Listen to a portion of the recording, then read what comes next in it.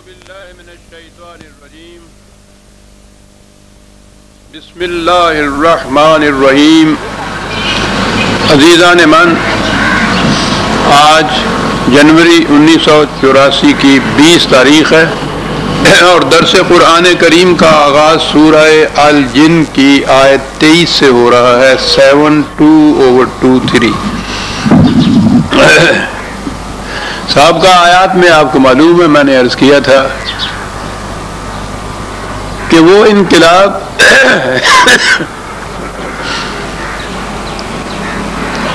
جس کی ابتدا نبی اکرم صلی اللہ علیہ وسلم کی مکی کی زندگی میں ہوا، رفتار اس کی شروع میں بڑی دھیمی نرم تھی، آہستہ آہستہ وہ آگے بڑھتی گئی، آخر میں آ کے وہ پوری شدت اختیار کر لی، اور پھر حضور نے جسے قرآن نے کہا ہے کہ وَأَنَّهُ لَمَّا قَامَ عَبْدُ اللَّهِ يَدْعُوهُ، اس انقلاب کے لیے حضور اٹھ کھڑے ہوئے۔ قامہ یہی چیز ہے، اور یہی تھی وہ چیز جب انہوں نے دیکھا مخالفین نے کہ اب تو اس تصادم کی آخری منزل آ گئی ہے، یدعوہ کادو یکونون علیہ لبدا، تو وہ پورے جوش و خروش سے حملہ کر کے آ گئے، لپٹ پڑے ان کو۔ یعنی یہ وہ سٹیج اب آ رہی ہے، اور آپ کو یاد ہے میں نے کہا تھا جب یہ 29واں پارہ شروع ہونے لگا ہے کہ اب آخری ان 2 پاروں میں وہ تصادم جو اتنے عرصے تک یوں اس نرم روی سے چلا آ رہا تھا، اب یوں کہیے کہ وہ کنفرنٹیشن جو ہے، تزاحم جو ہے، ٹکراؤ جو ہے، وہ سامنے آ جائے گا۔ یہ آخری صورتیں جو ہیں قرآن کی، وہ اسی تصادم کی ایک تصویر سامنے لے آتی ہیں، پورا نقشہ سامنے لے آتی ہیں۔ تو یہاں سے اس کی ابتدا ہو گئی۔ یہاں تو یہ ہے کہ جب اٹھے حضور اس پیغام کو دینے کے لیے، وہ عالمگیر پیغام، وہ انقلابی پیغام، تو کیفیت ہو گئی یہ ہوئی کہ وہ جو مخالفت کی قوتیں تھیں ہجوم کر کے آ گئی حضور کے خلاف، اور یہاں سے بات آگے چلی، اور اس میں حضور نے کہا کہ یہ جس پیغام کی میں دعوت دے رہا ہوں وہ صرف یہ ہے کہ خدا کے احکام و قوانین کی اطاعت خالصتاً ولا اشرک بہ احدا، اس میں کسی انسان کی اطاعت کو شریک نہیں کیا جائے گا، حتیٰ کہ یہ پیغام دینے والا جسے سربراہ مملکت کہا جاتا ہے، اور حضور تو سب سے پہلی اسلامی مملکت کے سربراہ اولی تھے، ان کے متعلق یہ کہا کل انی لا املک لکم ضرم ولا رشدا، کہ مجھے ذاتی طور پہ قطعاً کوئی اختیار نہیں ہوگا تمہارے لیے کسی نفع اور نقصان کا۔ آپ دیکھتے ہیں کہ اسلامی مملکت کی بنیادی خصوصیات کیا آ رہی ہیں؟ احکام خداوندی کی اطاعت بلا شرکت غیرے، کسی انسان کے کسی حکم و قانون کے اس میں اشتراک ہو جائے گا تو یہ شرک ہو جائے گا۔ شرک کے تو معنی یہ ہیں۔ اور اگلی خصوصیت بتائی کہ یہ جو انقلاب برپا کرنے والا، مملکت قائم کرنے والا، جسے سربراہ مملکت آج کی اصطلاح میں کہا جاتا ہے، قرآن نے یہ اصطلاح بھی استعمال نہیں کی، وہ مملکت کا سربراہ بھی کسی کو نہیں مانتا، وہ تو مشاورت سے ملت کی پوری ملت کی مملکت مانتا ہے۔ قرآن کے احکام کو نافذ کرنا اس ملت کا فریضہ قرار دیتا ہے، تو سربراہی کا ہے کی، لیکن بہرحال وہ کوئی تو ایک مرکز ہوگا نا۔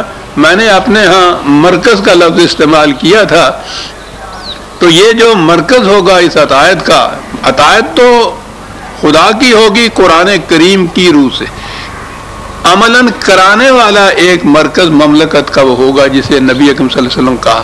اس کی کیفیت یہ ہے، وہ کہتا ہے کہ مجھے ذاتی طور پر تمہیں نفع نقصان پہنچانے کا کوئی اختیار نہیں ہوگا۔ اب دیکھتے چلے جا رہے ہیں، بظاہر بات عام تفاسیر میں اور واعظ کے اندر ہوگا کہ یہ جنوں کی باتیں ہو رہی ہیں، اور فرمائیے کس کس کی باتیں ہو رہی ہیں، کوئی نفع نقصان نہیں ہوگا۔ کہا یہ چیز تو ایک طرف رہی، انی لن یجیرنی من اللہ احد ولم اجد من دونہ ملتحدا، میں بھی اگر اس کی نافرمانی کروں اس کے قوانین کی تو دنیا میں کہیں مجھے پناہ نہیں مل سکے گی. رسول اللہ صلی اللہ علیہ وسلم فرما رہے ہیں حضور کہیں مجھے پناہ نہیں مل سکے گی, نہ کوئی پناہ دینے والا مجھے ہوگا, نہ میں کہیں پناہ پا سکوں گا. یہ بھی دونوں چیزیں اس میں آئی ہیں اس آیت کے اندر, بڑی اہم چیز ہے یہ سب. میرا فریضہ ہے اللہ بلاغ من اللہ و رسالاتہ, اس کے پیغامات تم تک پہنچانا, اس کے مطابق ایک نظام قائم کرنا, اور پھر ان سب سے پہلے انا اول المسلمین, سب سے پہلے ان قوانین کی خود اطاعت کرنا. خدا کی اطاعت, خدا کے قوانین ہی کی اطاعت کے لیے یہ رسول آتا تھا, سب سے پہلا مرکز اطاعت بنتا تھا. وَمَن يَعْصِ اللَّهَ وَرَسُولَهُ فَإِنَّ لَهُ نَارَ جَهَنَّمَ خَالِدِينَ فِيهَا أَبَدًا, اور جو معصیت کرے, نافرمانی کرے, سرکشی برتے قوانین خداوندی کی, اس نظام کی جسے میں نے قوانین خداوندی کو نافذ کرنے کے لیے قائم کیا ہے. یہ چیز تو اب آپ کے ذہن میں آ گئی. برسوں سے میں یہ کہہ جا رہا ہوں کہ اللہ اور رسول کی جہاں اطاعت کا ذکر ہے وہاں اس نظام خداوندی کی اطاعت کا ذکر ہے جو خدا کے قوانین نافذ کرنے کے لیے رسول اللہ نے سب سے پہلے قائم کیا تھا, اور اس کے بعد وہ جب تک قائم رہا وہ وہی نظام تھا. تو جو بھی معصیت کرے گا اس کی, اب آگے ہے کہ اس کے لیے جہنم اس کا مقام ہوگا. تو ہمارے ہاں تو جیسا آپ کو معلوم ہے جہنم, قیامت, میزان, بہشت, وہ سارا آخرت کی زندگی تک ملتوی کر کے اٹھا رکھا ہوا ہے ہم نے. یہاں نہیں, میں پھر دہراؤں اور ہر بار دہراتا ہوں, حیات اخروی تو ہمارے ایمان کا جز ہے اور جزو اولی ہے. اگر اسے انکار کیا جائے تو باقی اقرار یا ایمان کوئی کام ہی نہیں دیتا, اتنی اہمیت ہے. لیکن یہ نہیں کہ یہ جو اس قسم کی سرکشیاں, قوانین خداوندی کی نافرما برداریاں, یہ سب ان کا نتائج قیامت میں ہی جا کے نکلے گا. اسی دنیا میں یہ ٹکراؤ شروع ہو رہا تھا, اس کا انجام تو فتح مکہ کے دن سامنے آ گیا تھا ان لوگوں کے. قرآن کی ان آیات میں آپ دیکھیں گے یہی وہ ٹکراؤ ہے جس کا ذکر بار بار آئے گا. میدان جنگ کا ذکر آئے گا, ہتھیاروں کا ذکر آئے گا, زنجیروں کا ذکر آئے گا, کڑیوں کا ذکر آئے گا, قید کا ذکر آئے گا, پابندیوں کا ذکر آئے گا. اور پھر وہ شکست خوردہ قوم, اور قوم بھی قریش کی سی جس نے کبھی جھکنا سیکھا ہی نہیں تھا کسی کے سامنے. وہ قوم کے جو اس سے پیشتر اس جماعت کے افراد کے ساتھ جنگ تک کرنا بھی اپنی توہین اور تذلیل سمجھتے تھے وہ لوگ, وہ اس طرح سے ان کے سامنے زنجیروں میں بند و گرفتار شدہ آئے ہوئے.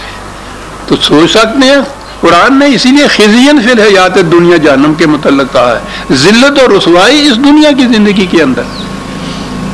ابھی اگلی آیت میں یہ پتہ چل جائے گا کہ یہ جو کہا ہے کہ ان کے لیے جہنم ٹھکانہ ہے, حتی اذا رأوا ما یوعدون فسیعلمون من اضعف ناصرا واقل عددا.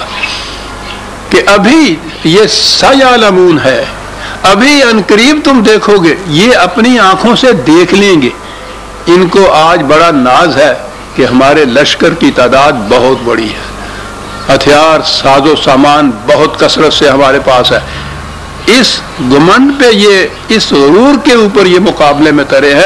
کہا کہ راؤ ما حتی اذا راؤ ما یعدون, جو کچھ ان سے کہا جاتا ہے کہ تباہی آ جائے گی اگر تم اپنی ضد پہ اڑے رہے, یہ جو کہا جاتا ہے جب یہ اب اپنی آنکھوں سے دیکھ لیں گے کہ واقعی وہ تباہی آ گئی ہے, تو آنکھوں سے تو اسی دنیا میں دیکھا جائے گا نا. راؤ ما یعدون فسیعلمون, پھر آگے ہے وہ یسین تو بتا رہا ہے کہ ان قریب انہیں معلوم ہو جائے گا. کیا معلوم ہو جائے گا؟ من اضعف ناصرا واقل عددا, کس کے حمایتی تھوڑے تھے اور کس کی تعداد زیادہ تھی, ابھی پتہ چل جائے گا.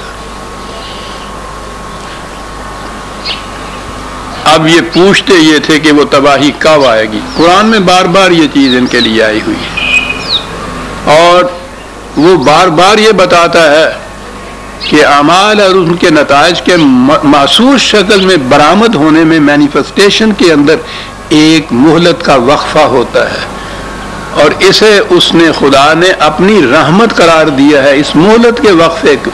یہ اس لیے ہوتا ہے کہ شاید چھوٹے چھوٹے جھٹکوں سے ان کی بات سمجھ میں آ جائے اور پھر اپنے اندر یہ اپنی اصلاح کر لیں.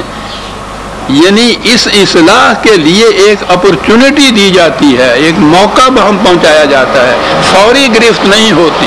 وہ تو قرآن نے کہا ہے کہ اگر خدا انسانوں کے اعمال پہ فوراً ہی گرفت ان کی کر لے تو دنیا میں کوئی انسان باقی نہ رہے. اور بات تو ٹھیک ہے, کون انسان ہے جس میں کبھی کوئی لغزش نہیں ہوتی, اور اگر اس لغزش کے اوپر فوراً ہی اس کو ختم کر دینا ہو تو جو قرآن نے کہا ہے کہ دنیا میں تمہیں کوئی انسان نظر ہی نہ آئے. لیکن ہماری یہ رحمت ہے کہ ہم مہلت کا وقفہ دیتے ہیں, تنبیہ کیے چلے جاتے ہیں, بتاتے چلے جاتے ہیں کہ اس غلط روش, اس غلط نظام کا انجام تباہی ہوگا, اس میں تبدیلی کر لو, ترمیم کر لو, اصلاح کر لو, بدل لو. وقت دیتے ہیں تمہیں, مہلت دیتے ہیں تمہیں. اور وہ اسی سے قرآن کہتا ہے کہ یہ لوگ اسی سے ناجائز فائدہ اٹھاتے تھے. کہتے تھے کہ صاحب روز ہمیں ڈراتا چلا جاتا ہے کہ یہ ہوگا اور تباہ ہو جاؤ گے, برباد ہو جاؤ گے. ہوتا کچھ بھی نہیں, ہم تو پھولتے پھلتے چلے جا رہے ہیں, پنپتے چلے جا رہے ہیں. یہی چیز پھر یہاں بھی اعتراض ہوا کہ وہ کب تباہی آئے گی. قل ان ادری اقریب ما توعدون ام یجعل لہ ربی امدا. کہا اب اگلی بات آئی, رسول کی اگلی بات آ رہی ہے کہ یہ تو مجھے یقین ہے کہ وہ آ کے رہے گی تباہی, میں نہیں کہہ سکتا کہ وہ کب آئے گی, جلدی آ جائے گی یا دیر میں آ جائے گی. یعنی اس کا علم بھی رسول کو نہیں ہے. یہ یقین تو ہے چونکہ خدا نے اس کے متعلق کہا ہوا ہے, وعدہ کیا ہوا ہے, یقین تو ہے کہ یہ آ کر رہے گی, لیکن میں نہیں جانتا کہ کب آئے گی. یہ قریبی ہے وہ یا بعید ہے وہ. عالم الغیب ام یجعل لہ ربی امدا, ٹھیک ہے. عالم الغیب فلا یظہر علی غیبہ احدا الا من ارتضی من رسول. یہ آنے والی بات جو ہے, جو اس وقت ہمارے سامنے نہیں, اسے غیب کہا جائے گا. کہ فیوچر کی یہ بات, مستقبل کی بات, حال کی بات یہ نہیں ہے, مستقبل کی بات ہے, غیب کی یہ بات ہے. یہ تو خدا کے سوا کوئی نہیں جانتا.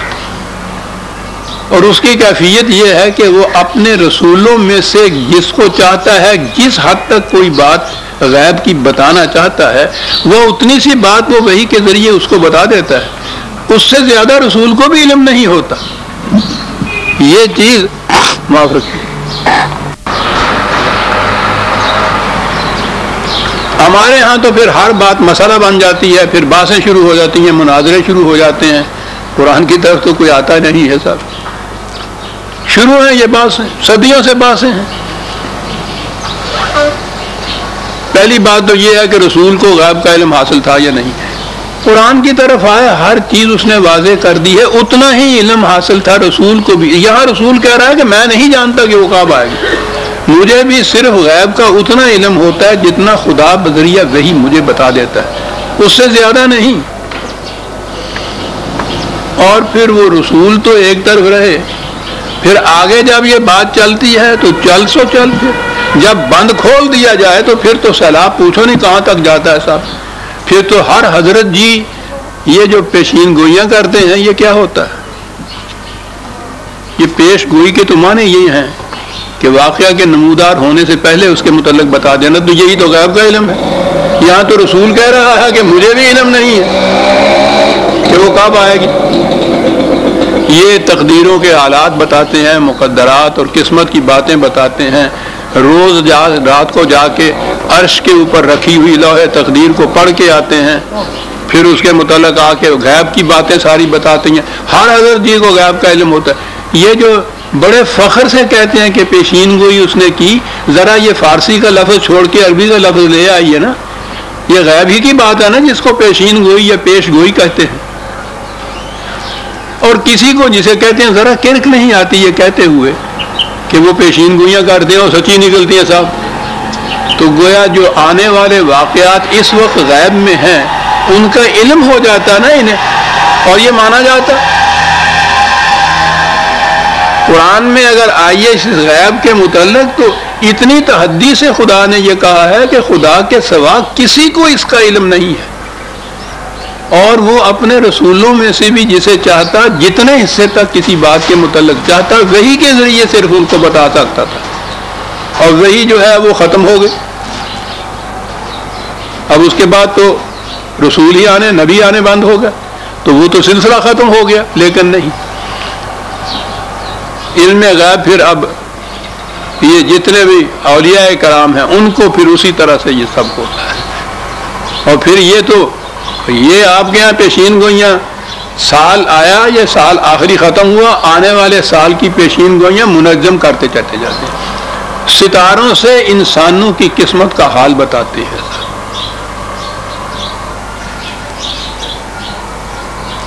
اندازہ لگائیے. باقی قوموں کا تو چھوڑ دیجئے, وہ تو صرف خیر علمی سطح پہ اس پہ لیتے ہوں گے. قیاس آرائیوں کو اگر وہ پیشین گوئیاں کہیں ہمیں ان سے تعرض نہیں ہے. یہ جو قرآن ہاتھ میں لے کے یہ کہتے ہیں کہ یہ آنے والے واقعات کا غیب کا علم جانتا ہے اور پیشین گوئی کرتا ہے, یہ کیا کہیں گے جو قرآن ہاتھ میں لے کے کہے گا.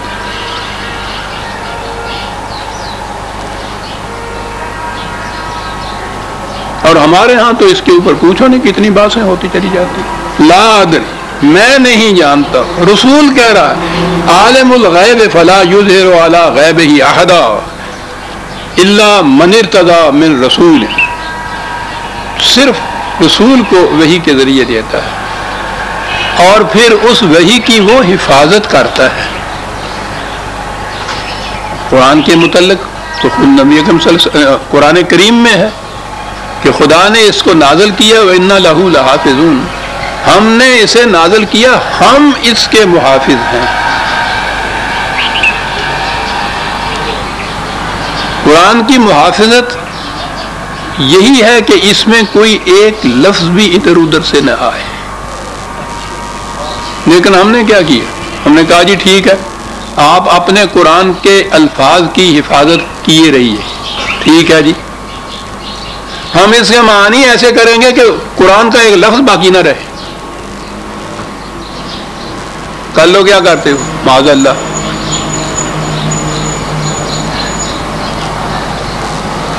وہ تفسیریں ہیں ہمارے ہاں جن کے متعلق خود ان لوگوں نے کہا ہوا ہے کہ اس میں اس تفسیر میں قرآن کے سوا سب کچھ ہے. قرآن کی تفسیر میں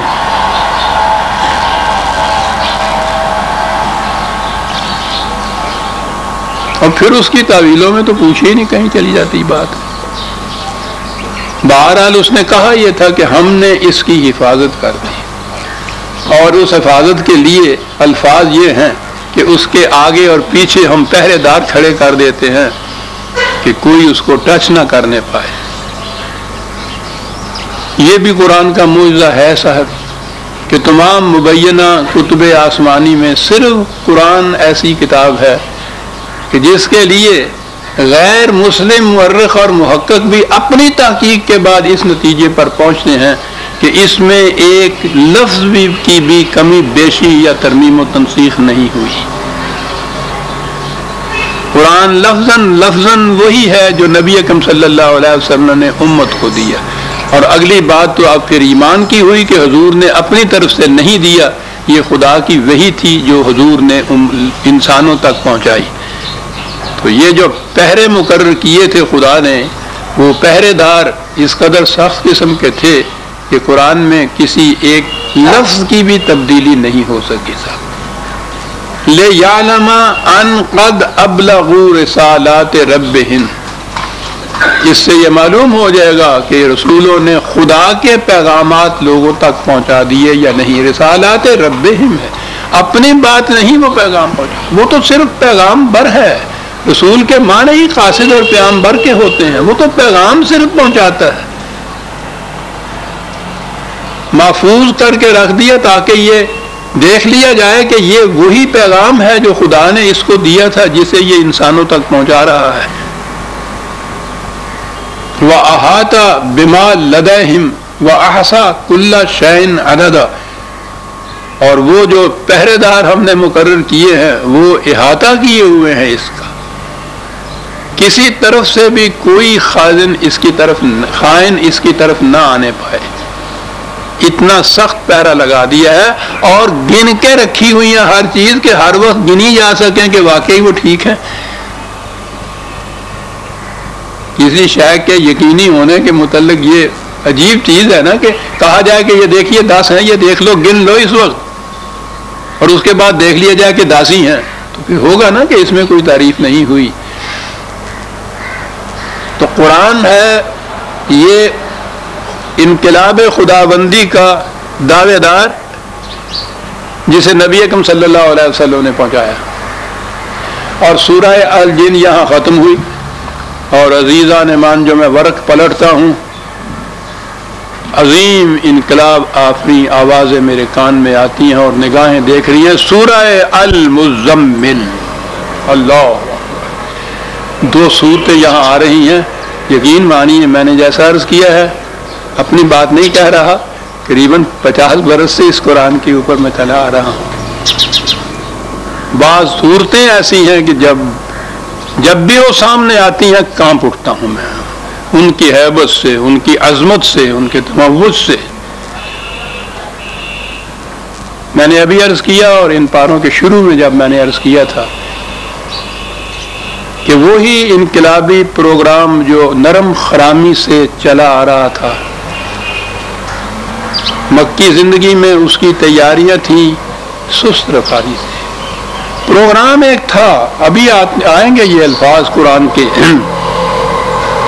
وہ نہایت مناسب، متوازن، صحیح پرپورشن کے تابع آگے چل رہا تھا، یوں ہی ایٹ رینڈم نہیں تھا یہ پروگرام۔ پہلے دن سے آخری دن تک یہ پروگرام کا مقصد صرف پانی نہیں ہے، اس پروگرام میں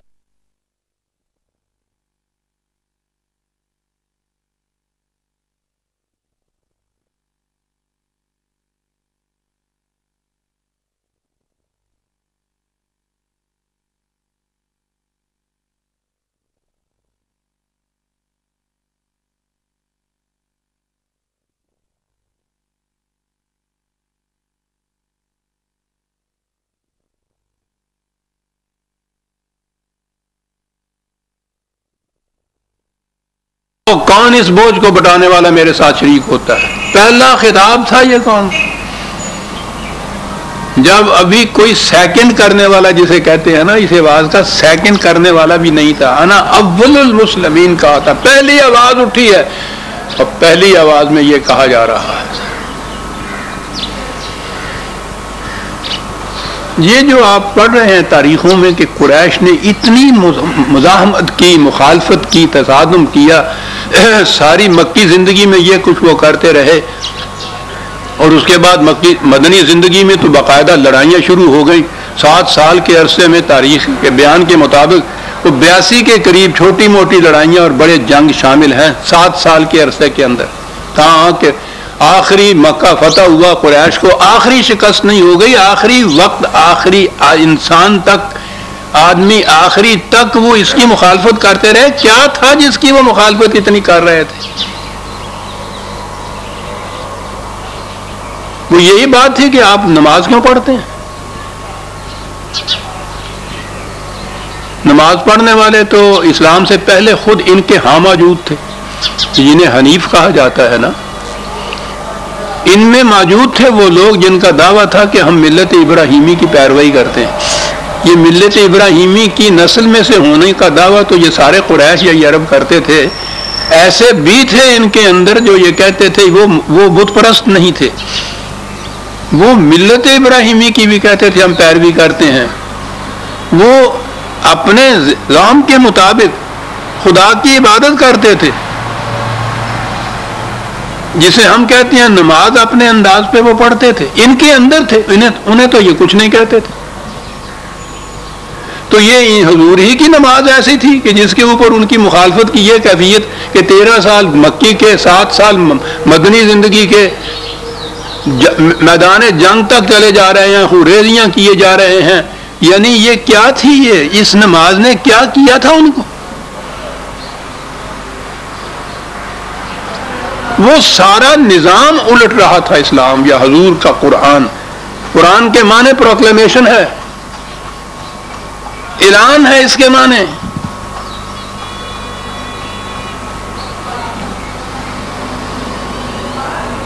مکے سے تو چلے گئے ہجرت کر کے بھی، یہ سارے کے سارے ہی چلے گئے صاحب، حضور بھی اور ساتھ فالوورز بھی۔ اس کے باوجود پھر کیا تھا یہ کہ یہاں سے مدینے یعنی یہ مدینے میں چلے گئے، مکے سے اٹھ کے لشکر لے لے کے وہاں چلے گئے، کیوں؟ کہ نماز نہ پڑھے وہاں۔ اور تمہیں کیا ہوتا ہے ان کی اس نماز سے؟ انہیں پتا تھا کہ یہاں ہی نہیں، اگر کسی جگہ بھی یہ نظام قائم ہو گیا تو آس پاس میں کسی جگہ بھی باطل کا نظام باقی نہیں رہ سکے گا، یہ انہیں پتا تھا۔ اس لیے وہ چاہتے تھے کہ یہ کہیں بھی قائم نہ ہو۔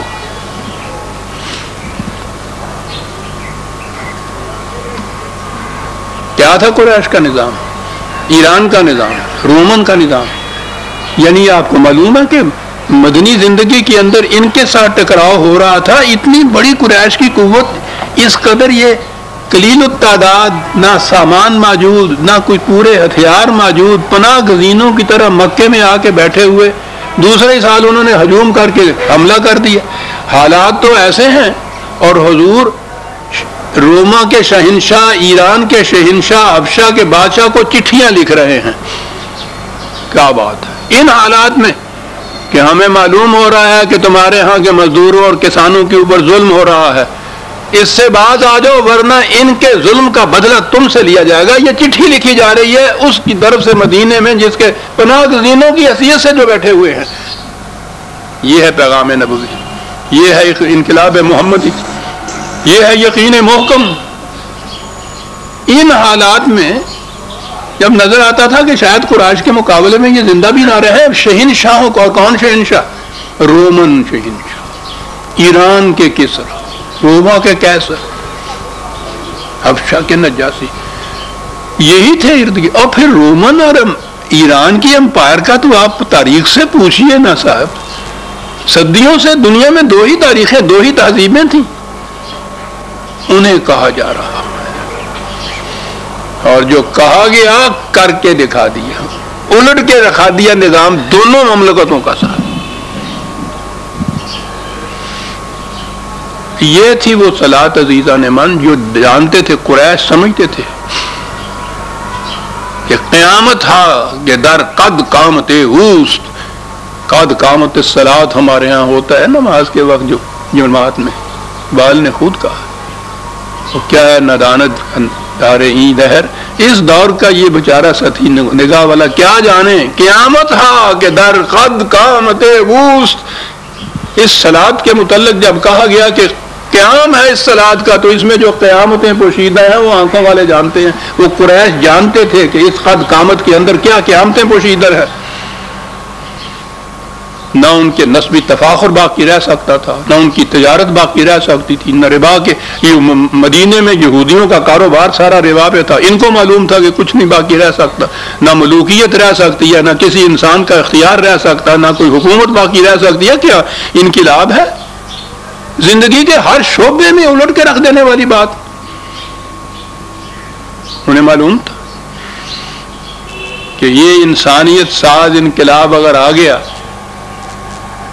اور غلاموں تک کو بھی اٹھا کے انہوں نے کہ بڑے سے بڑا قریشی جو تھا اس کے ہم مرتبہ رکھ دیا، تو پھر کوئی جگہ بھی ایسی نہیں ہوگی کہ جہاں یہ مؤثر نہ ہو سکے یہ انقلاب۔ وہ جانتے تھے اس سے۔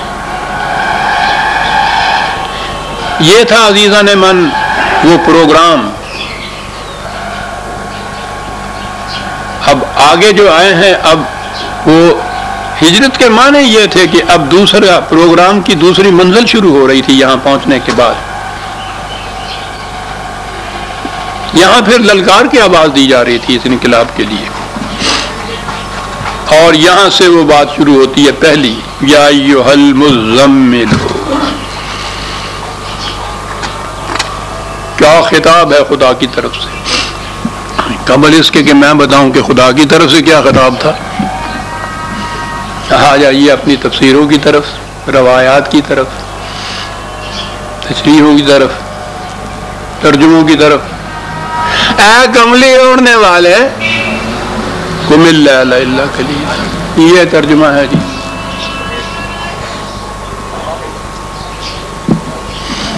اے کملی اوڑھنے والے، کیا بات ہے. پھر جب یہ شاعروں کے ہاتھ میں چڑھا، پھر جب یہ قوالوں کے بعد میں گیا، تو آپ سوچ لیجئے نا. ساری سازش یہ تھی سردار سار کی ملوکیت میں کہ قرآن کے انقلابی پیغام کی طرف امت کی نگاہ نہ اٹھنے پائے. مست رکھو ذکر و فکر صبح گاہی میں اسے. شریعت تو ایک طرف رہی،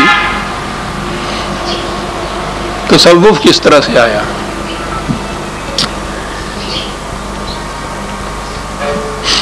نبوت کے متعلق خود خدا نے یہ بتایا، رسول اللہ نے یہ بتایا. خدا نے یہ کہا کہ رسول تو ایک دن پہلے تک جانتا نہیں تھا کہ اس کو یہ وحی ملنے والی ہے. یعنی یہ ایک ایسا علم تھا خدا کی طرف سے دیا جانا، جس کے متعلق جسے علم دیا جانا تھا اس کو ایک ثانیہ پہلے پتہ ہی نہیں تھا کہ مجھے یہ علم بھی ملے گا. کہ جائے کہ وہ اس کے لیے تیاریاں کچھ کرتا، کچھ کوششیں کرتا، کچھ مشقیں کرتا کہ مجھے یہ مل جائے. اسے علم بھی نہیں تھا کہ مجھے یہ ملے گا. یہ وہبی علم جسے کہتے ہیں وہ نازل ہونا ہوتا ہے، نیچے سے اوپر نہیں آتا، اندر سے باہر نہیں آتا. یہ اوپر سے آتا ہے، خارج سے یہ ملتا ہے. یہ تو لفظی نزول نے ساری وحی کی حقیقت بیان کر دی ہوئی ہے، جو لفظ نزول ہے، نازل ہوتا ہے. یہ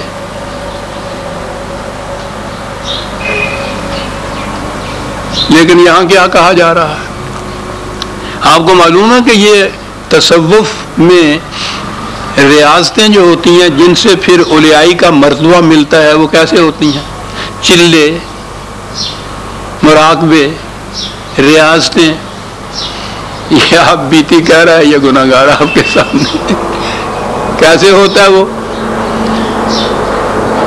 کہ جی وہ ذرا سا پانی لیا، تھوڑا سا کچھ کھانے کو لیا، کسی غار میں جا کے بیٹھ گئے 40 دن تک.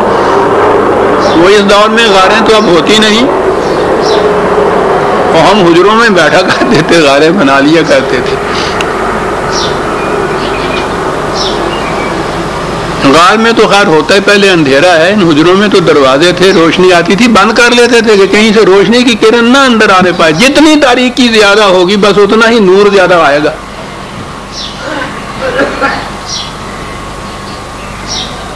وہ جا بیٹھتے تھے جی غاروں میں. یہ تصوف کی اولیائی کا یہ طریقہ ہے. وہاں جا کے وہ مراقبے میں بیٹھتے تھے، دھیان جس کو کہتے ہیں ہندو میں. اور تصوف خواہ عیسائیوں میں ہے، خواہ ہندوؤں میں ہے، خواہ یہودیوں میں تھا، خواہ مسلمانوں میں ہے، وہ ایک ہی طریقہ ہے. اسی طرح سے دھیان میں تاریکیوں کی ریاضتوں میں، مراقبوں میں بیٹھنا. اب یہ تصوف میں جو یکسر غیر اسلامی ایک تصور تھا، اس کو سند دینے کے لیے کہا کہ رسول اللہ صلی اللہ علیہ وسلم بھی نبوت ملنے سے پہلے، یہ متفقہ طور پر آپ کی روایات، آپ کی حدیث میں یہ آتے ہیں کہ تھوڑے سے ستو، تھوڑا سا پانی لے کر اور حضور غار حرا میں چلے جاتے تھے، وہاں جا کے 40 دن وہاں بیٹھے رہتے تھے. سوچئے ذرا، حرا کی غار جو ہے مجھے شرف حاصل ہوا ہے اس کی زیارت کرنے کا. خاصے اونچے پہاڑ پہ، ایسا ہے پہاڑ کہ بڑا ہی دشوار گزار ہے راستہ اس کا جو وہاں جاتے تھے. اوپر کہیں جا کے مغ سی اتنی سی، اور یہ غار کا تصور تو لیا ہی ہے ہندوؤں سے. خیر کہ جی وہاں آپ چلے جاتے تھے، تھوڑا سا ستو، تھوڑا سا پانی لے کے 40 دن تک. سیدھی سی بات ہے کہ پھر غار میں کیا کرتے تھے؟ اب یہی چیز سند آ گئی نا ان کی. یہ اپنے مراقبوں کی سند اس سے لیتے ہیں کہ یہ تو سنت رسول اللہ کا اتباع ہے۔ اچھا جی، تم نے یہ ریاضتیں کی، یہ کوششیں کی، مراقبے کیے، تو تمہیں پھر یہ اولیائی آ گئی، علم حاصل ہو گیا۔ اسے علم لدنی کہتے ہیں، یعنی جس میں انسان کی اپنی کوشش کا دخل نہ ہو، خدا کی طرف سے جو ملے۔ یہ ہے نا تصور، تو وہی، اسی کو تو وہی کہتے ہیں۔ کہتے ہیں ہم وہی نہیں کہتے جی، اس کو علم لدنی کہتے ہیں۔ تو گویا اس کاوش اور کوشش سے انسان کی یہ حاصل ہوتا ہے۔ بیان ہی اسی مقام کے اوپر نبی کو رکھ دیا انہوں نے کہ حضور بھی اسی طرح سے جا کے چلے کیا کرتے تھے، اور جیسے چلے کے بعد اس کے نتیجے میں علم لدنی ملتا تھا، اس طرح سے حضور کو ایک وحی مل گئی تھی، معاذ اللہ۔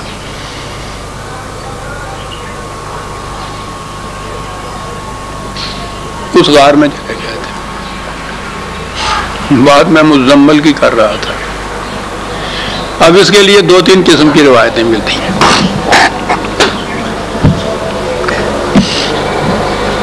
ایک تو یہ کہ قریش نے ایک دفعہ جمع ہو کے یہ کہا، معاذ اللہ معاذ اللہ، کہ اس شخص کا کچھ نام رکھنا چاہیے،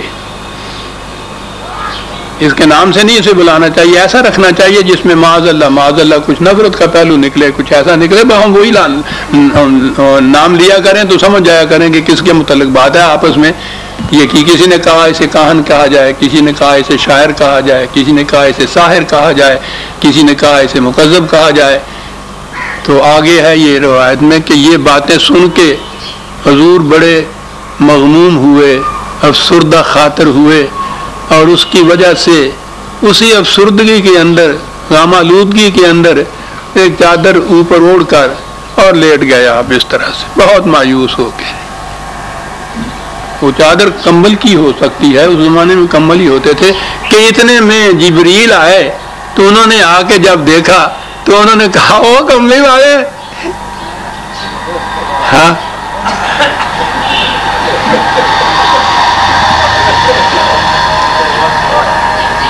نہ ہنسی عجیب روئیے اس قوم کے مقدر پر۔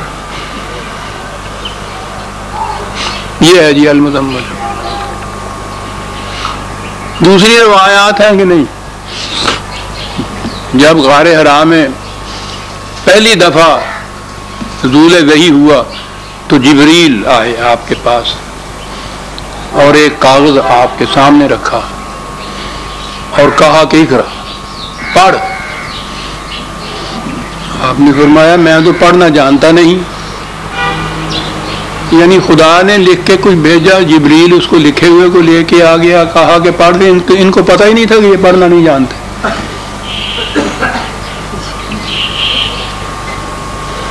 وہ آپ معاذ اللہ معافی چاہتا ہوں، آپ نے کہا تو ان کو بات سمجھ میں آئی کہ پڑھنا نہیں جانتے، تو جبریل نے پھر سینے سے لگایا، چاروں طرف روشن ہو گئے، پھٹافٹ آپ نے پڑھنا شروع کیا۔ لیکن آپ پہ دہشت اتنی طاری ہوئی۔ اب آئیے جناب، پہلی بڑی لمبی چوڑی یہ روایت بخاری میں بھی سارے حدیثوں کا جو سایہ ستہ ان کے یہاں بڑی بڑی ہے نا، یہ کیفا بدل وہی جو ہے، وہی کی ابتدا کیسے ہوئی، یہ ساری تفصیل اس میں دیکھیے آپ، معاذ اللہ ایسے افسانوی انداز میں دیکھیے۔ وہاں سے دہشت طاری ہوئی آپ کے اوپر، کامتے ہوئے بھاگے ہوئے گھر آئے۔ حضرت خدیجہ بیوی سے، ام المومنین حضرت خدیجہ رضی اللہ تعالیٰ عنہ، ان سے کہا کہ مجھے بہت جاڑا لگ رہا ہے، میں کانپ رہا ہوں، مجھے اڑا دو، کچھ لحاف اڑا دو، کمبل اڑا دو۔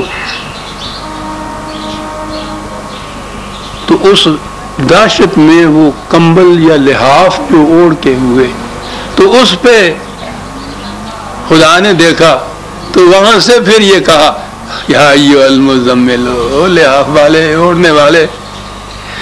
یا آگے آئے گی اگلی آیت، اگلی سورت مدثر، دونوں کے معنی یہ لیتے ہیں۔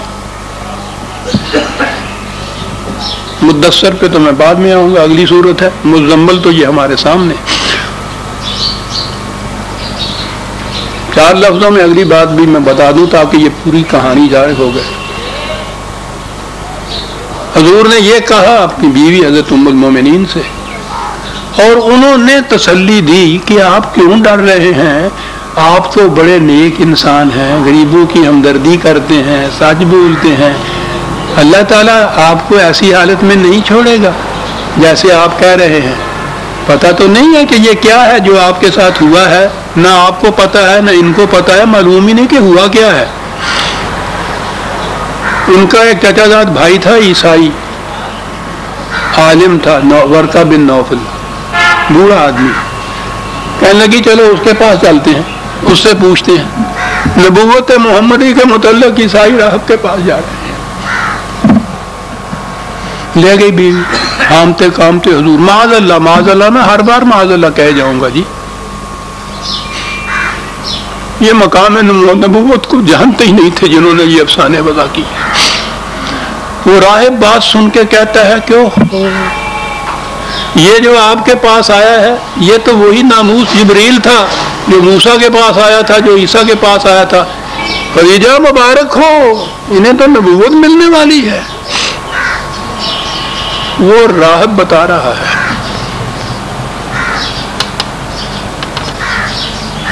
تو جب اسے یہ یقین ہو گیا کہ یہ نبی ہیں، وہی جبریل آیا ہے، تو اس کو سب سے پہلے ہاتھ بڑھانا چاہیے تھا بیعت کرنے کے لیے۔ وہ آخر تک مسلمان نہیں ہوا۔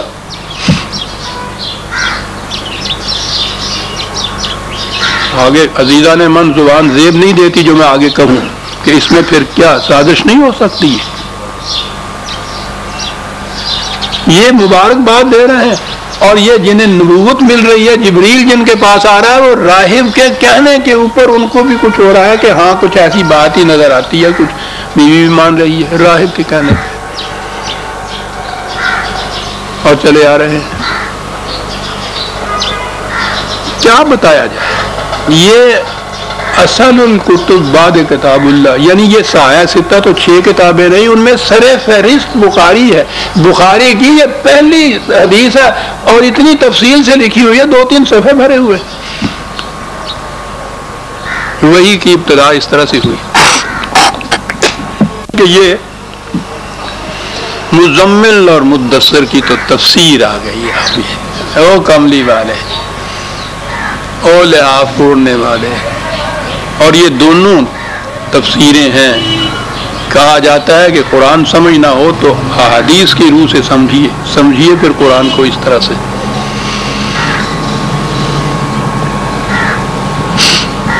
اس انقلاب کے لیے پہلی چیز ایک جماعت کی تشکیل تھی، رفقا کی تشکیل تھی۔ سیدھی سی بات ہے کہ اتنا عظیم القدر پروگرام، قیامت خیز ایک انقلابی تفصیلیاں جو اس کے بعد ہونے والا تھا، تو پہلی چیز یہ تھی، یہ ٹھیک ہے کہ یہ جنہیں ہم صحابہ کہتے ہیں رضی اللہ تعالیٰ عنہ، وہ ایمان لائے تھے، حضور کے ساتھ تھے، تبع تھے، لیکن ظاہر ہے کہ اس قسم کا جو پروگرام سامنے تھا اس کے لیے جماعت سازی میں بھی ایک اور قسم کی ترتیب چاہیے تھی، اور ایک نظم چاہیے تھا۔ اور اس نقطۂ نگاہ سے بھی ہمارے ہاں بعض احباب نے تحقیق کی ہے۔ نبی اکرم صلی اللہ علیہ وسلم بحیثیت کمانڈر ان چیف کے، یہ ٹھیک ہے، یہ عسکریت تو میرا پیغام موضوع نہیں، لیکن انہوں نے جو تحقیق کی ہے ایک ایک جنگ میں جو بتایا گیا ہے، تو یہ کہا گیا ہے یہ، اور یہ چیز گلاب پاشا وغیرہ نے بھی لکھی لائف محمد، اس میں بھی میں نے دیکھا ہے، اس نے بھی اس موضوع کے اوپر بہت لکھا کہ بے نظیر کمانڈر نظر آتا ہے میدان جنگ کے اندر نبی اکرم صلی اللہ علیہ وسلم جو ہے، اور اس سے پہلے بہرحال یہ ایک مرحلہ تھا جماعت سازی کا، کس کے ساتھ کس کو کھڑا کرنے کا۔ اب سنیے کیا ہوتی تھی یہ مزمل۔ عربوں کے ہاں قافلے چلتے تھے، اونٹوں کے اوپر سواری ہوتی تھی، اونٹ کا ایک کجاوا ہوتا ہے، کجاوے میں دائیں بائیں 2 سواریاں بیٹھتی ہیں. اب یہ جو میرے کارواں ہوتا تھا ان میں سے بعض ایسے تھے کہ جو بڑے ایکسپرٹ تھے, ان کی بڑی شہرت تھی. کیا بات تھی اس میں کہ یہ 2 سواریاں اس قسم کی بٹھائی جائیں کہ پہلی چیز تو یہ کہ وہ ہم وزن اتنی ہوں کہ ان کا وزن جو ہے, توازن جو ہے وہ برقرار رہے اوپر عہدے اس کا قیادے کا. وہ ٹھیک بات ہے. وہ ایک طرف جو ایک بڑا سا پہلوان بٹھا دیں, دوسری طرف ایک منحی سا وہ بٹھا دیں, تو آپ سوچئے نا کہ اس ان کا کیا اشر ہوگا, ان سواریوں کی کیا کیفیت ہوگی, چل ہی نہیں سکیں گے. تو پہلی چیز تو یہ ہوتی تھی, لیکن یہ تو تھی فزیکل طبی. اور آخری چیز یہ کہ یہ مہینوں کا سفر ہوتا تھا, یہ 2 ہی ایک اونٹ پہ بیٹھے ہوئے ہوتے تھے, انہوں نے آپس میں باتیں کرنی ہوتی تھی. تو دوسری چیز وہ یہ دیکھتا تھا کہ مزاج میں, ذوق میں, چستگی میں ہم آہنگی ہونی چاہیے 2 سواریوں کے اندر. وہ انتخاب کرتا تھا اس طرح سے ان سواریوں کا کہ وہ 2 اس طرح کے رفقا ہوں جن میں کامل ہم آہنگی ہو. یہ جو 2 آپس میں بیٹھے ہوتے تھے ان کو ایک دوسرے کا زمیل کہتے تھے. یہ جو اس طرح سے سواریوں کو تیاریاں کر کے بٹھاتا تھا اسے مزمل کہتے تھے. پتہ نہیں ان کو کیا ہو گیا. آج بھی عزیزان من مجھ پہ خدا نہ کرے کوئی وحی تو نازل نہیں ہوتی. میں نے اپنے لغت میں کیا لکھا ہے, ایک ایک معنی کی انہی کی لغاتوں کی میں نے حوالے دیے ہیں اس کے اندر. وہ آج بھی ان کو زمین کہتے ہیں رفیقوں کو, اس قسم کے رفیق جو کامل ہم آہنگ ہوں ایک دوسرے کے ساتھ, یک رنگ ہوں ایک دوسرے کے ساتھ, ان کو آج بھی زمیل کہتے ہیں. وہ اس قسم کے کارواں کی تیاریاں کرنے والا وہ آج بھی بڑی شدت سے جو اس کے اندر ہو, یہ مزمل جو ہے شدت سے ہے, اس کو یہی کہتے ہیں. تزمل اسی چیز کا نام ہوتا ہے. اس قسم کی جماعت تیار کرنے والے, اس قسم کے رفقا تیار کرنے والے جو ایک دوسرے سے کامل ہم آہنگ ہوں. پہلی چیز اس انقلاب آفرینی کی مہم کے لیے اس قسم کی جماعت تیار کرنی تھی, اور اس کی ابتدا کی نبی اکرم صلی اللہ علیہ وسلم نے. کون کس کے ساتھ کھڑا ہوگا؟ میرے عسکریت کے ماہر بھائی جو ہیں یہاں بھی بیٹھے ہیں اور میرے سامنے بھی بیٹھے ہیں, وہ اس کی اہمیت پہچانتے ہوں گے کہ میدان جنگ کے اندر ایک دوسرے کے ساتھ کھڑا ہونا والا جو ہے وہ کس قسم کے ہونے چاہیے اور کیا بات ہے اس کے اندر. اور ایک کمانڈر کی یہ کتنی بڑی خوبی ہے کہ وہ اس قسم کی رفقات تیار کرے. اس قسم کی جماعت جو تھی ان میں سے ہر فرد ایک دوسرے کا زمیل کہلاتا تھا. یہ عمل تزمیل کہلاتا تھا. ایسا کرنا, اس کرنے والے کو مزمل کہتے تھے. اور یہ جو چیز تھی ابتدا ہوئی اس قسم کی جماعت سازی کی, تو اس کے لیے یہ قرآن نے, خدا نے حضور کو پکارا آپ کی اس خصوصیت کی بنا پہ, یا ایھا المزمل, ہو جماعت تیار کرنے والے.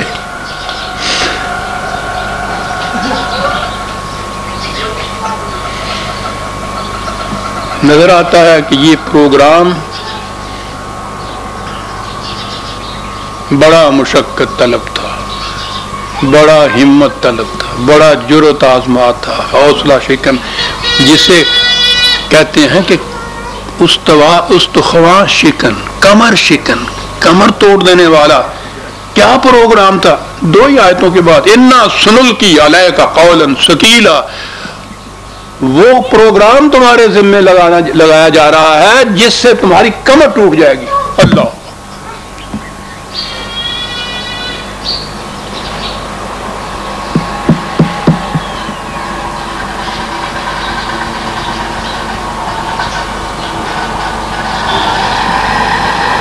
واجہ کا حضرت الذی انقض ظہرہ کا سورہ علم نشرہ میں آئے گا آگے چل کے کہ دیکھا جب یہ کامیابیاں ہو گئی تھیں, فتح ہو گئی, مارکیٹ سار ہو گیا, تو اس وقت کہا تھا کہ دیکھا خدا نے کس طرح اس بوجھ کو اٹھا دیا تمہارے اوپر سے جس نے تمہاری کمر توڑ رکھی تھی. یہ تھا پروگرام نبی اکرم صلی اللہ علیہ وسلم کے ساتھ.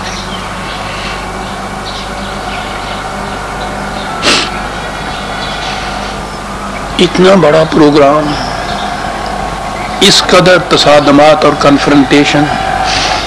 خود قریش ہی مان نہیں تھے، عرب اور عجم کے خلاف اعلان جنگ، اور یہ چار خاشاک کی ایک جماعت کٹھی ہوئی. سوچئے تو اس سربراہ، اس کمانڈر ان چیف، اس انقلابی لیڈر، کتنی بڑی ذمہ داری تھی اس کے اوپر.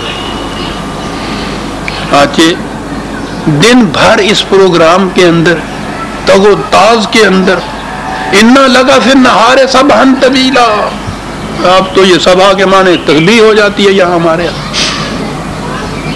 قرآن کہہ رہا ہے تو دن میں جو اتنا تگ و تاز تمہیں کرنی پڑتی ہے، بھاگ دوڑ کرنی پڑتی ہے، سرگردانی ہوتی ہے، وہ بہت زیادہ ہوتی ہے. راتوں کو کچھ سو بھی لیا کر، یہ کہہ رہا ہے قرآن. نظر آتا تھا کہ دن بھر اس پروگرام کو جس پہ سوچ بچار کی جاتی تھی، اس کو ایگزیکیوٹ کرنے کے لیے کیا کچھ نہیں کرنا پڑتا ہوگا. خدا خود یہ کچھ کہہ رہا ہے، کہہ یہ رہا ہے قم اللیل الا قلیلا نصفہ او انقص منہ قلیلا او زد علیہ.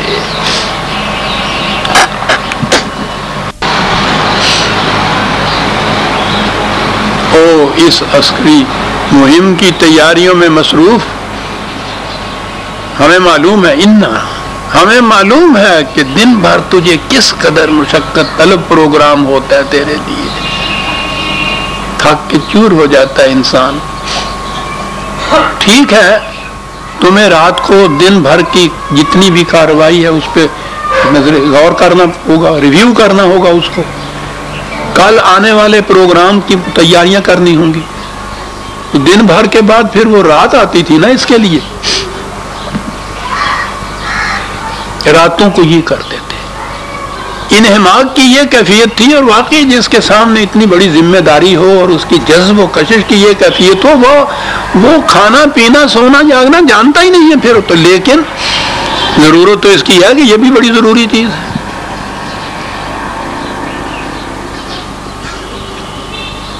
وہ تو واقعی یہ ٹھیک بات ہے، کھانے پینے کی بھی ہوش نہیں رہتی. چھوٹی سی بات درمیان میں آ گئی. وہ 65 کی جنگ کے اندر میں بھی گیا تھا محاذ دیکھنے کے لیے. وہ اور بات ہے، طلوع اسلام میں نے لکھا ہوا قصور کے محاذ پہ میں گیا تھا، کھیم کرن کے محاذ پہ. وہاں اپنے سپاہی تھے کھڑے ہوئے، سامنے وہ تھے ہندوؤں کے سپاہی سکھ، ادھر یہ سامنے ایک دوسرے کو نظر آ رہے تھے. یہاں یہ سپاہی تھے اور ان میں وہ جو پتہ نہیں صوبیدار ہوتا ہے، چھوٹی سی ایک ٹکڑی کا جو مانند ہوتا ہے، وہ جمعدار یا صوبیدار، یہ وہاں کھڑے تھے. یہ وہ تھے جنہوں نے 3 دن اور 3 راتیں اس محاذ کے اوپر کھڑے ہو کے جنگ لڑ کے فتح کیا تھا. تو میں باتیں کچھ کر رہا تھا تو اس سے وہ ہمارے ہاں کے یہی میاں والی وغیرہ کے ضلع کا وہ تھا. تو میں نے اس سے پوچھا 3 دن اور 3 راتیں تم لوگ کھڑے رہے ہو میدان جنگ میں، تو کھانے پینے میں کچھ پنجابی میں بکاتا بھی کچھ کھان پین واسطے بھی کچھ. وہ کہنے لگا کہ میاں صاحب کھانا پینا تو کام ویلیاں دا ہوں. یہ پوٹلیاں ہمارے پاس تھی، پانی کی وہ کپیاں بھی ہمارے پاس تھی. 3 دن 3 راتیں کس کو خیال آتا تھا کھانے اور پینے کا؟ وہ دے لفظ ساری عمر میں یاد رہن گے کہ کھانا پینا تو کام ویلیاں دا ہوں. ہوں کھانے ایسی ہے. میں اب سمجھتا ہوں یہ کیا کیفیت تھی کہ خدا کو یہ کہنا پڑا کہ قم اللیل الا قلیلا، اور راتوں کو کچھ سو بھی لیا کر. یہ ہے مقام رسالت عزیزان من. اور پتہ پھر اس کا آپ کے یہاں تفسیر کیا ہوئی قم اللیل الا قلیلا، کہ یہ نبی اکرم صلی اللہ علیہ وسلم رات بھر اتنے نفل پڑھا کرتے تھے کہ حضور کے پاؤں سوج جایا کرتے تھے. نفل پڑھا کرتے تھے. صبح کو جس نے جنگ لڑنی ہے وہ ساری رات نفل پڑھتا رہے گا کہ اس کے پاؤں سوج جایا کرتے تھے. کس مقام پہ انہوں نے پہنچا دی رسالت، اور یہ سمجھ ہی نہیں سکتا.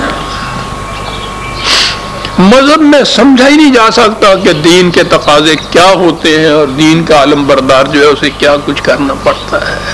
وہ یہی سمجھ سکتا ہے کہ دن بھر میں جو کہا ہے نا کہ سبحان طویلہ، کہ لمبی لمبی تسبیحیں تم نے پڑھنی ہوتی ہیں، وہاں تسبیحیں آ گئی.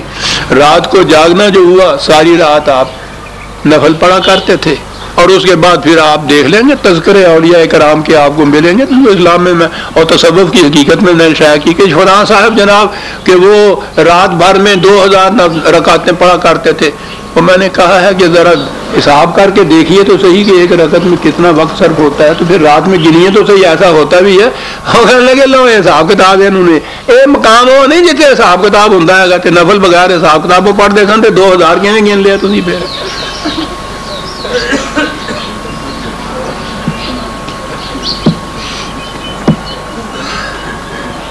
لیکن اتنے تو عقل کی گل کرنا تو کفر ہوں. بہرحال اس کا ترجمہ یہ ہو گیا کہ نفل پڑھتے تھے حضور، رات بھر پاؤں سوج جایا کرتے تھے. وقت ہو گیا، نصفہ او انقص منہ قلیلا او زد علیہ، آدھی رات. کبھی دیکھو کہ کام زیادہ ہے تو تھوڑا سا بڑھا لیا کرو، تھوڑا ہے تو اور بھی کام کر لیا کرو. وہ کیوں؟ انا لک فی النہار سبحا طویلا، دن میں جو تمہیں پروگرام ہے تھوڑا ہے، وہ اتنا لمبا چوڑا ہے. دیکھ رہے ہیں کس طرح سے ربط ملتا ہے. کیا پروگرام ہے جو دیا جا رہا ہے؟ یا ایھا المزمل، اب عظمت کھلی اس بات کی عزیزان ایمان کہ یہ کیا کہا گیا تھا. اور آگے ہے ورتل القرآن اللہ اکبر ترتیلا. وقت ہو گیا ہے اور یہ بات بھی ایسی ہے کہ تھوڑی سی فرصت چاہتی ہے، کچھ سکون و اطمینان سے باتیں کریں گے. ہم تو بات نہیں کریں گے عزیزان من، نہ یہ پروگرام دیکھے نہ ان کی سمجھ میں ہمارے بات آئی. زور سارا یہی ہے کہ نماز پڑھ لیا کرو، رات بھر نفل پڑھا کرو، دن بھر تسبیح پھیرا کرو، سارا کچھ ہو جائے گا. کہا یہی مقام نبوت تھا، یہی مقام رسالت تھا. کیا جانے چونا بینند حقیقت رہے افسانہ زنند. سورہ المزمل کی پہلی 2-3 آیتیں سمجھ لیجئے کہ ہم نے لی ہیں. آئندہ باقی آگے لیں گے اور دیکھیں گے کہ کتنی بڑی قیامتیں پوشیدہ ہیں اس خط قامت کے اندر. جو کہا ہے آپ کے پرچم لہراتے آپ کو نظر آئیں گے، جو کہا ہے کہ قم اللیل الا قلیلا. یہ ہم آئندہ لیں گے. ربنا تقبل منا انک انت السمیع العلیم.